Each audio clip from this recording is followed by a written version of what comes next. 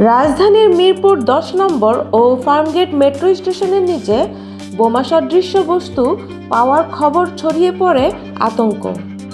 খবর পেয়ে ঘটনাস্থলে যায় ডিএমপির counter terrorism and transnational crime unit ও বোম ডিসপোজাল ইউনিট। পুলিশ জানায়, মিরপুর ও তেজগাঁওয়ের দুটি স্থানে সন্দেহজনক বস্তু পাওয়ার খবর পাওয়া গেছে।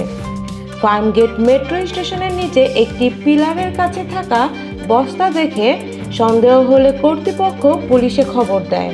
পরে বোম ডিসপোজাল ইউনিট পরীক্ষা করে জানায়, ফার্মগেটে পাওয়া বস্তুটি ছিল একটি খালি বস্তা। তবে নিরাপত্তার স্বার্থে বিষয়টি গুরুত্ব দিয়ে তদন্ত করা হচ্ছে।